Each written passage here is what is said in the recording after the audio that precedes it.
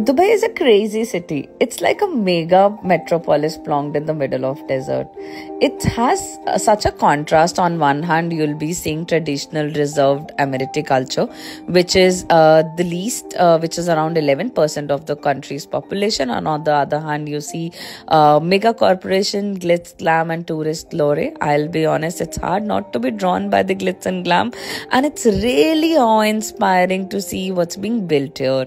It is really fun to see skyscrapers, dune bashing, and getting lost in the malls, eat all the delicious food, and you will really enjoy the OTT madness.